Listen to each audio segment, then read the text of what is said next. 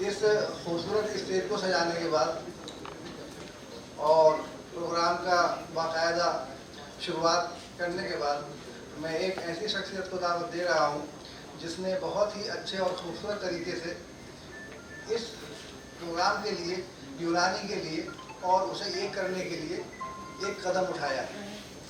वो शख्सियत कोई आम शख्सियत नहीं है।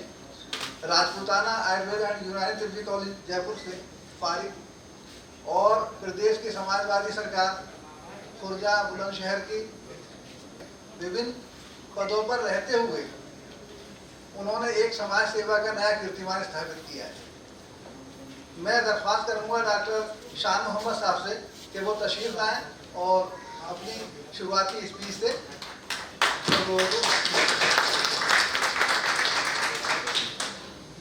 स्टेज पर इतनी मायनाज हस्तियाँ यहाँ तशरीफ रखती हैं, उनको किसी तारीफ की ज़रूरत नहीं है। डॉक्टर मोहसिन दहलवी साहब हैं, दहलवी रेमडीज़ के ऑनर हैं। डॉक्टर आर चौधरी साहब हैं, एशियन ग्रुप के चेयरमैन और न्यू रॉयल प्रोडक्ट के चेयरमैन हैं मुनीर अहमद साहब। और बिहार से तशलाई हमारी मेहमान डॉक्टर शाहिद खातून। आप सभी लोग जानते हैं कि पिछले दिनों से यूनानी के साथ किस तरह से बर्ताव किया जा रहा है और हालात इस तरह से ख़राब हुए हैं कि जब मेरे बच्चे का एडमिशन का वक्त आया तो मैंने उससे कहा बेटा आप BMS कीजिए।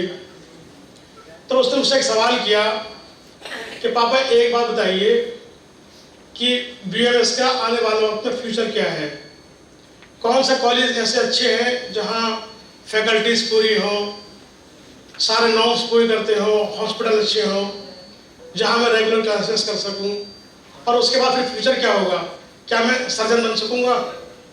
मेरे पास कोई जवाब नहीं था। इसके बाद अभी कुछ साल पहले मोदी जी ने अनाउंस किया कि आयुर्वेद के लोग सर्जरी कर सकते हैं, यूनानी का कहीं कोई नाम नहीं था। तो उसके बाद हालात इतने ख़राब हुए कि नए नौजवान अब यूनानी में ग्रेजुएशन करने की जगह आयुर्वेद को पसंद कर रहे हैं।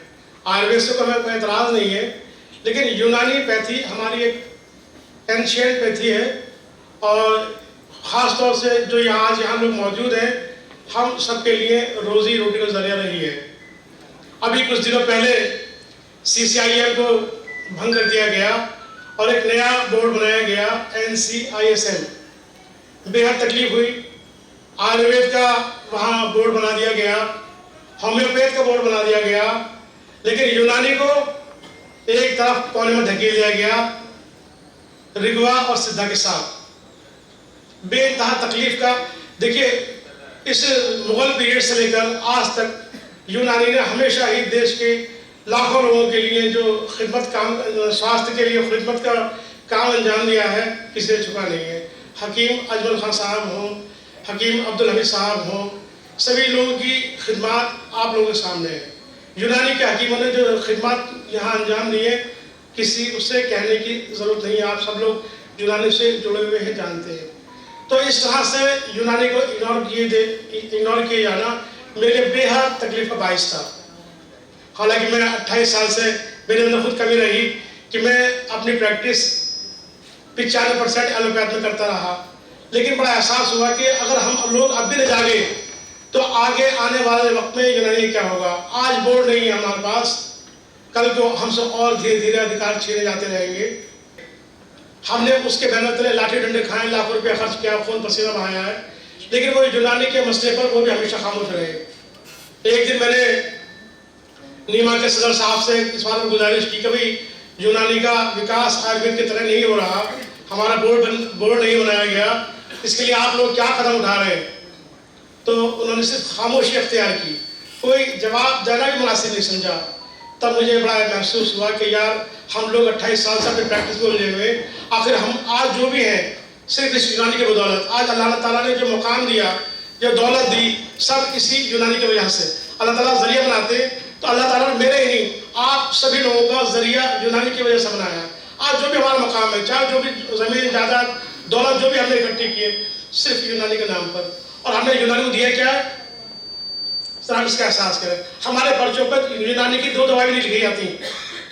बड़ा एहसास हुआ, उसी दिन से मैंने कोशिश की कि अपने हर प्रेस्क्रिप्शन पर यूनानी की दवाई लिखनी शुरू करूँ। ये हमारा पहला फर्ज है। और मैं आपसे भी गुजारिश करूँगा और आखिर में गुजारिश करूँगा कि हम लोग भले ही अपनी एलोपैथ की प्रैक्टिस करते रहे हैं, लेकिन हर पर्चे पर 2-4 दवाएं जरूर हम अपने यूनानी की लिखकर अपना हक अदा करें।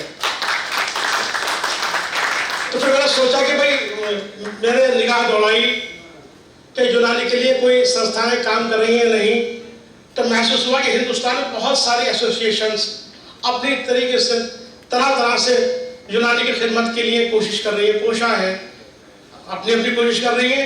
लेकिन फिर मैंने हालात देखे कि इन सब की कोशिश के बावजूद यूनानी के हालात जो पहले थे उससे ज़्यादा बदतर होते जा रहे हैं।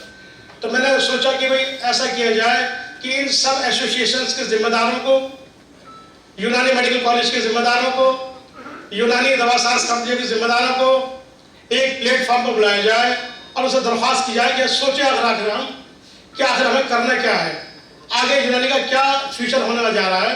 अगर हम नहीं सोचेंगे तो क्या होगा। हम लोग बिखरे हुए हैं। मैंने सोचा कि एक हो जाए तो बन सकते हैं खुर्शीद नबवी, वरना इन बिखरे हुए तारों से क्या बात बने। हम लोग अगर एक होकर एक झाड़ू की तरह बनकर अगर काम करेंगे तो जैसे मोदी जी हमेशा कहते रहे कि सबका साथ सबका विकास, तो मुझे इंशाल्लाह उम्मीद है कि हम अपनी मांग रखेंगे, हम कोशिश करेंगे तो ज़रूर आयुर्वेद की तरह हमारे यूनानी का भी विकास होगा। और इसी उम्मीद को लेकर ये आज मैंने ऑल इंडिया यूनानी मीट बुलाने का हौसला किया है और आप लोगों की यहाँ प्रेजेंस देखकर मेरा हौसला बहुत बढ़ गया है। और मैं गुजारिश करूँगा कि आप लोग अपना वक्त निकालें। आप लोग बहुत बेहद आप लोग मुबारकबाद के मुस्तहिक हैं कि जहाँ हम लोगों में इतनी बेहसी है वहाँ आप लोग अपना वक्त निकाल कर आए हैं, पैसा खर्च करके आए हैं। ये आप लोगों की बड़ी कुर्बानी है। मैं इसके लिए सभी लोगों से कहूँगा कि जोरदार तालियां बजाएं। और जो हमारे साथी आज इस प्रोग्राम में मौजूद नहीं है, तो हम जाकर कोशिश करेंगे उनको जगाने की, उनका एहसास दिलाने की कि हम अपने लिए नहीं, अपने आने वाली नस्लों के लिए कुछ काम करें, कुछ सोचें। अगर हम नहीं सोचेंगे वाकई तो आगे आने वाली नस्लें शायद झोला छाप हकी बनकर रह जाएंगी। जो कॉलेज का जब बच्चों का कोई फ्यूचर नहीं होगा यूनानी में, तो ये यूनानी कॉलेज बंद हो जाएंगे, क्योंकि यूनानी कॉलेज चलाने के लिए भी लाखों रुपए करोड़ों रुपए की जरूरत हुआ करती है। जब ये लोग देखेंगे कॉलेज के ऑनर्स कि भाई खर्चा नहीं निकल रहा, तो ये तो कोई वहाँ फार्मेसी कॉलेज खोल देंगे या इंजीनियरिंग कॉलेज खोल देंगे। तो ये यहाँ सबका सवाल है। कॉलेजेस के लिए बड़ी शिकायतें उठती रही, मैंने भी शिकायत की कि वहाँ फैकल्टीज नहीं है, लैब्स नहीं है, हॉस्पिटल्स नहीं है, उनकी भी अपनी मजबूरियाँ हैं। हम यहाँ उनसे भी दरख्वास्त करेंगे कि वो अपने कॉलेज का स्टैंडर्ड सुधारें, जो कमियाँ हैं उन्हें पूरी करें। लेकिन इसका मतलब ये नहीं कि हम हमें हमेशा उन्हें कोसते रहें। हम सबकी जिम्मेदारियाँ हैं, हम सब लोग मिलकर काम करेंगे तो इंशाल्लाह ज़रूर कामयाब होंगे। तो मैं इसी बात को अपनी आगे जारी रखते हुए यहाँ तमाम एसोसिएशन के जिम्मेदारान, दवा साज कंपनी के जिम्मेदारान, सभी कॉलेज के जिम्मेदारान से एक बार फिर मुखातिब होते हुए उनका बेहद शुक्रिया अदा करता हूँ कि आप लोग यहाँ तशरीफ लाए, आप लोगों ने अपना कीमती वक्त दिया।